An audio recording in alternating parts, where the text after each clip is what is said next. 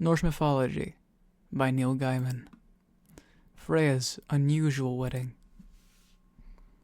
Thor, god of thunder, mightiest of all the Aesir, the strongest, the bravest, the most valiant in battle, was not entirely awake yet, but he had the feeling that something was wrong. He reached out a hand for his hammer, which he always kept within reach while he slept. He fumbled around with his eyes closed. He groped about, reaching for the comfortable and familiar shaft of his hammer. But there was no hammer. Thor opened his eyes. He sat up, he stood up, he walked around the room, and there was no hammer anywhere. His hammer was gone. Thor's hammer was called Mjolnir. It had been made for Thor by the dwarves Brock and Atri. It was one of the treasures of the gods. If Thor hit anything with that thing, it would be destroyed. If he threw the hammer at something, the hammer would never miss its target, and would always fly back through the air and return to his hand. He could shrink the hammer down and hide it inside his shirt, and he could make it grow again. It was a perfect hammer in all things except one. It was slightly too short in the handle, which meant that Thor had to swing it one-handed. The hammer kept the gods of Asgard safe from all the dangers that menaced them and the world. Frost giants and ogres, trolls and monsters of every kind. All were frightened of Thor's hammer. Thor loved his hammer, and his hammer simply was not there. There were things Thor did when something was wrong. The first thing he did was ask himself if what had happened was Loki's fault. Thor pondered. He did not believe that even Loki would have dared to steal his hammer. So he did the next thing he did when something went wrong, and he went to ask Loki for advice. And Loki was crafty. Loki would tell him what to do. "Don't tell anyone," said Thor to Loki, "but the hammer of the gods has been stolen." "That," said Loki, making a face, "is not good news. Let me see what I can find out." Loki went to Freya's hall. Freya was the most beautiful of all the gods. Her golden hair tumbled about her shoulders, and it glinted in the morning light. Freya's 2 cats prowled the room, eager to pull her chariot. Around her neck, as golden and as shining as her hair, glittered the necklace of the breezings, made for Freya by dwarves far underground. "I'd like to borrow your feathered cloak," said Loki. "The one that lets you fly." "Absolutely not," said Freya. "That cloak is the most powerful thing I possess. It's more valuable than gold. I'm not having you wearing it and going around and making mischief." "Thor's hammer has been stolen," said Loki. "I need to find it." "Fine, I'll get you the cloak," said Freya. Loki put on the feathered cloak, and he took to the air in falcon shape. He flew beyond Asgard. He flew deep into the land of the giants, looking for something unusual. Beneath him, Loki saw a huge grave mound, and sitting on it, plaiting a dog collar, was the hugest, ugliest ogre of a giant he had ever seen. When the ogre saw Loki in falcon shape, he grinned a sharp-toothed grin and waved. "So, what's up with the Aesir, Loki? What's the news from the elves? And why have you come into the land of the giants?" Loki landed beside the ogre. "There's nothing but bad news from Asgard, and nothing but bad news from the elves." "Really?" said the ogre, and he chuckled to himself, as if he were extremely pleased with something he had done, and thought himself remarkably clever. Loki recognized that sort of chuckle. Sometimes he did it himself. "So, Thor's hammer is missing," said Loki. "Would you happen to know anything about that?" The ogre scratched his armpit, and he chuckled once more. "I might," he admitted. And then he said, "How is Freya? Is she as beautiful as they say?" "If you like that sort of thing," said Loki. "Oh, I do, said the ogre. I do. There was another uncomfortable silence. The ogre put the dog collar down on a pile of dog collars and began to plait another. So, I do have Thor's hammer, the ogre told Loki. I've hidden it so deep beneath the earth that nobody could ever find it, not even Odin. I am the only one who could bring it up again, and I will return it to Thor, if you bring me what I want. I mean, I can ransom the hammer, said Loki. I can bring you gold and amber. I can bring you treasures beyond counting. Don't want 'em, said the ogre. I want to marry Freya. Bring her here in 8 days from now. I'll return the hammer of the gods as a bride gift on Freya's wedding night. Who are you? Asked Loki. The ogre grinned and showed his crooked teeth. Oh why, Loki, son of Laufey. I am Thrym, lord of the ogres. Then I have no doubt that we can come to an arrangement, great Thrym, said Loki. He drew Freya's fairy cloak from around him, and then stretched his arms and took to the skies. Beneath Loki, the world seemed very small. He looked down at the trees and the mountains, tiny as children's playthings, and the problems of the gods seemed a small thing also. Thor was waiting for him in the court of the gods, and before Loki had even landed, he found himself seized by Thor's huge hands. Well, you know something. I can see it in your face. Tell me whatever you know, and tell it now. I do not trust you, Loki, and I want to know what you know right this moment, before you've had a chance to plot and to plan. Loki, who plotted and planned as easily as ever folks breathed in and out, smiled at Thor's anger and innocence. So, your hammer has been stolen by Thrym, lord of the ogres, he said. I have persuaded him to return it to you, but he does demand a price. Oh, fair enough, said Thor. What's the price? Freya's hand in marriage. He just wants her hand? Asked Thor, hopefully. She had 2 hands, after all, and might be persuaded to give up one of them without too much of an effort. Tyr had, after all. No, like Oliver, said Loki. Like he wants to marry her. Oh, said Thor. She won't like that. Well, you can tell her the news. You're better at persuading people to do things than I am when I'm not holding an hammer. They went together to Freya's court once more. Well, here's your favorite cloak, said Loki. Thank you, said Freya. Did you find out who stole Thor's hammer? Thrym, lord of the ogres. Oh, I've heard of him, a nasty piece of work. What does he want for it? You, said Loki. He wants to marry you. Freya nodded. Thor was pleased that she seemed to have accepted the idea so easily. Put on your bridal crown, Freya, and pack your things, he said. You and Loki are going to the land of the giants. We need to get you married off to Thrym before he changes his mind. I want my hammer back. Freya did not say anything. Thor noticed that the ground was shaking, and as were the walls. Freya's cats meowed and hissed, and they fled beneath a chest of furs and would not come out. Freya's hands were squeezed into tight fists. The necklace of the bracing stumbled from her neck to the floor. She did not appear to notice. She was staring at Thor and Loki as if they were the lowest, most unpleasant vermin she's ever seen.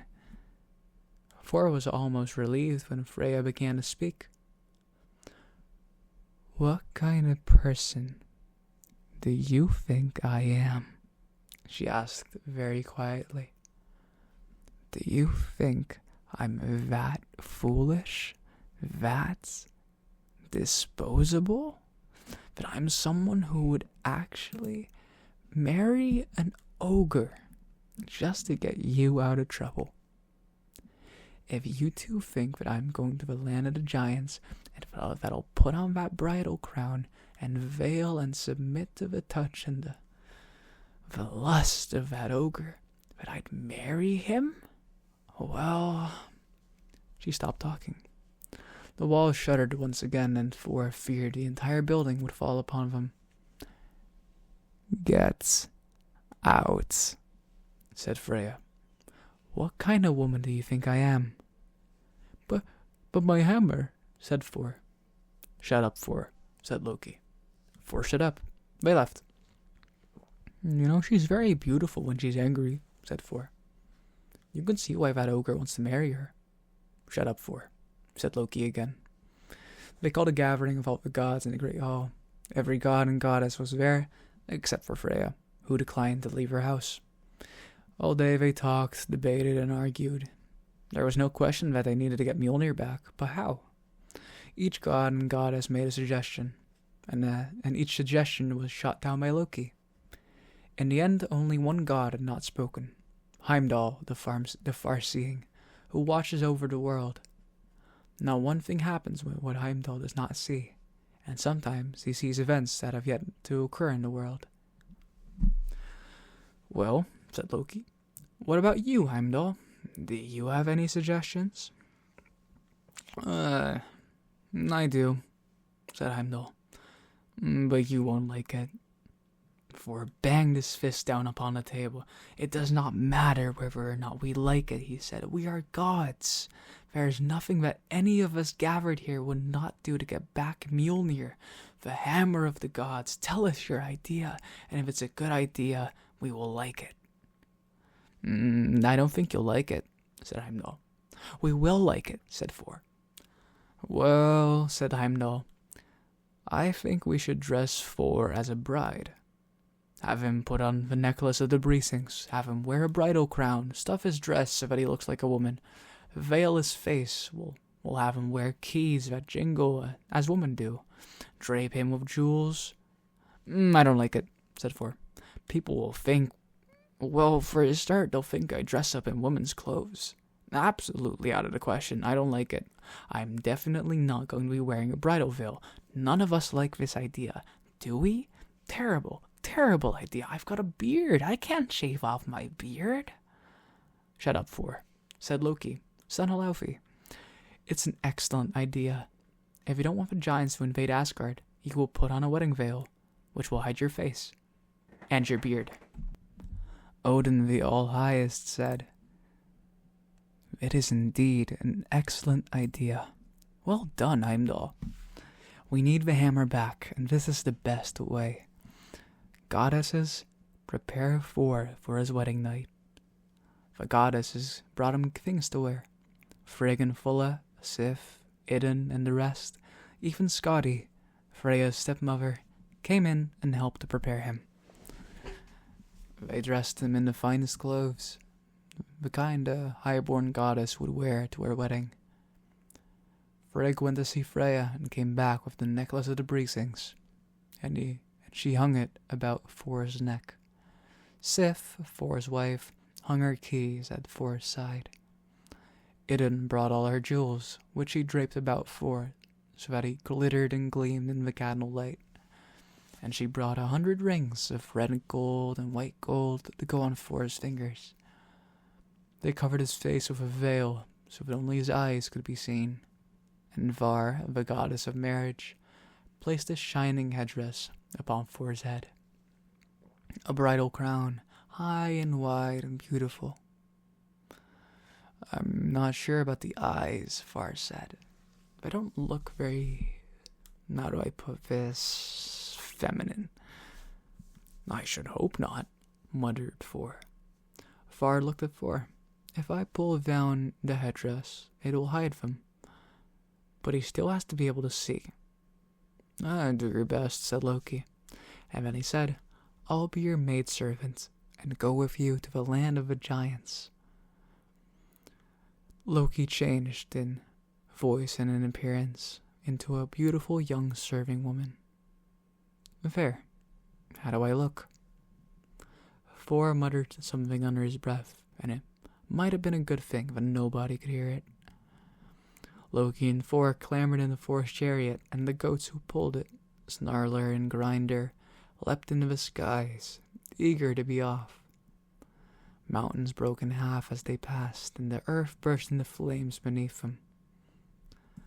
"I have a bad feeling about this," said Thor. "Don't speak," said Loki in the form of a maiden. "Let me do all the talking. Can you remember that? If you speak, you may ruin everything." Thor grunted. They landed in the courtyard. Giant-sized, jet-black oxen stood impassively. Each beast was larger than a house. The tips of their horns were capped with gold, and the courtyard stank with the sharp smell of their dung. A booming voice could be heard from inside the huge high hall. "Move it, you fools. Spread clean straw on the benches. What do you think you're doing? We'll pick it up or cover it with straw. Don't just leave it there to rot." "This is Freya, the most beautiful creature in existence, and Njord's daughter who comes to us. She won't want to see something like that." There was a path made of fresh straw through the courtyard, and after leaving her chariot, the disguised Thor and the serving maiden, who was Loki, walked across the straw, lifting their skirts so they did not drag in the muck. A giant woman was waiting for them. She introduced herself as Friend's sister, and she reached down and pinched Loki's pretty cheek between her fingertips, and she prodded Thor with one sharp fingernail. "So this is the most beautiful woman in the world? Doesn't look much to me." And when she picked up her skirts, it seemed to me that her ankles were as thick as small tree trunks. "A trick of the light. She's the most beautiful of all the gods," said the maiden who was Loki, smoothly. "When her veil comes off, I promise you will be struck down by her beauty. Now, where is her groom? Where is the wedding feast? She is so eager for this, I've barely been able to restrain her." The sun was setting as they were led into the great hall for the wedding feast. "What if he wants me to sit next to him?" whispered Thor to Loki. "And you have to sit next to him. That's where the bride sits." But he might try to put his hands on my leg," Thor whispered urgently. "I'll sit between you," said Loki. "I'll tell him it's our custom." Thrym sat on the head of the table, and Loki sat next to him, with Thor at the next seat of the bench. Thrym clapped his hands, and giant serving men came in.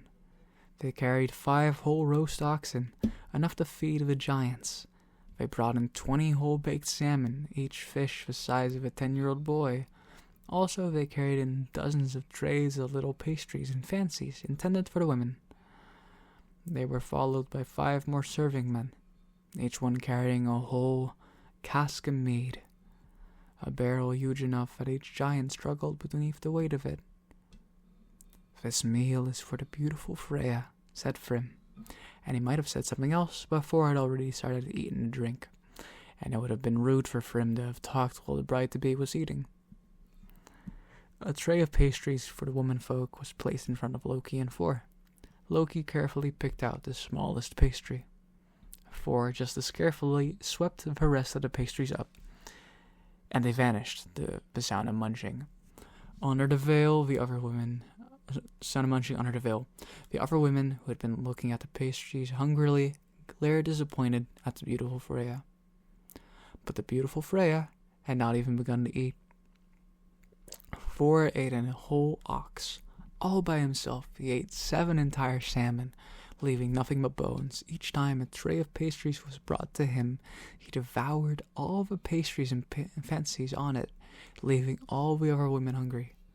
Sometimes Loki would kick him under the table, but Thor ignored every kick and just kept eating. Thrym tapped Loki on the shoulder. Excuse me," he said, "but the lovely Freya has just polished off her 3rd cask of mead?" "I'm sure she has," said the maiden who was Loki. Amazing.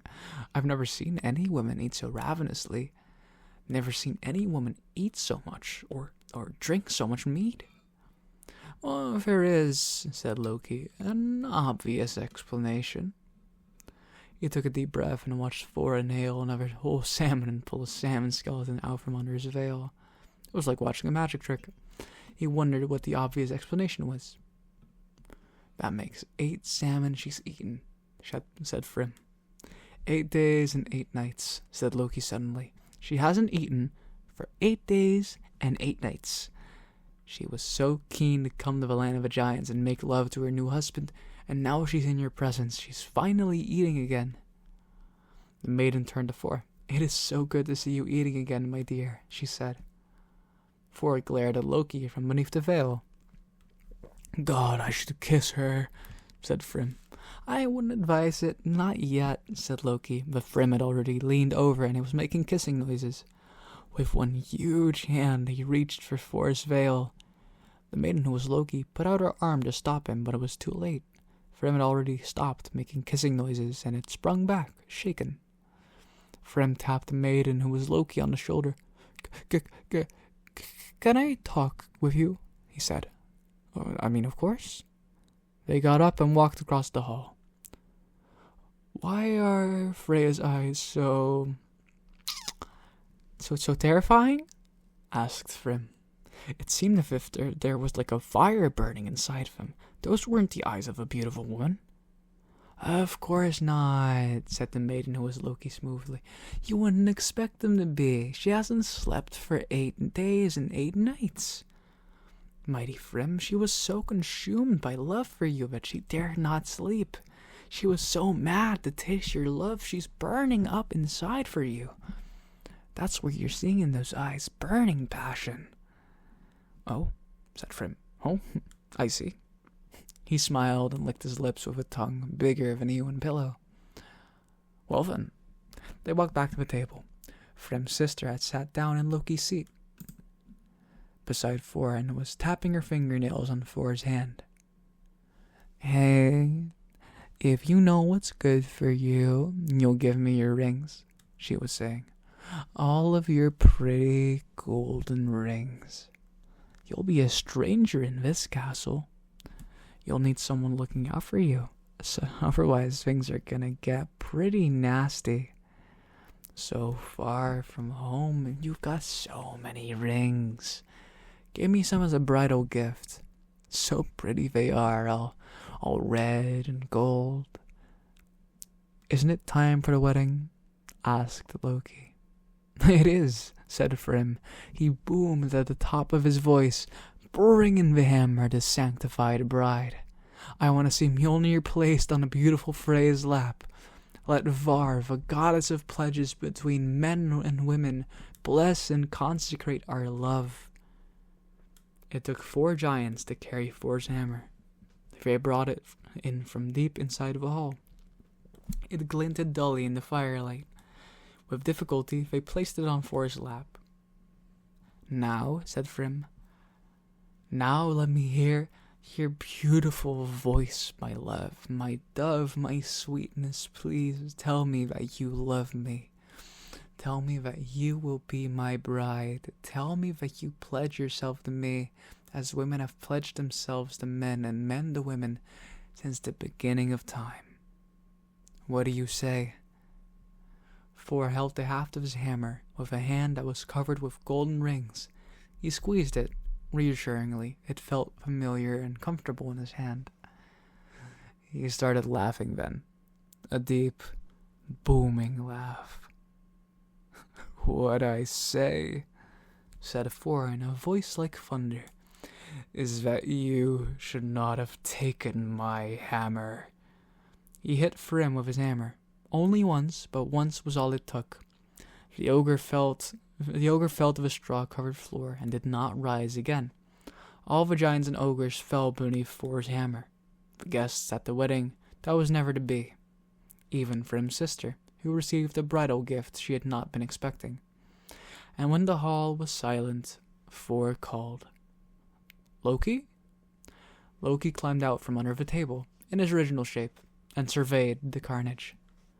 Well, he said, you appear to have dealt with the problem. Thor was already taking off his woman's skirts. With relief, he stood there wearing nothing but a shirt, in a room filled with dead giants. There, that wasn't as bad as I had feared, he said cheerfully. I've got my hammer back, and I had a good dinner. Let's go home.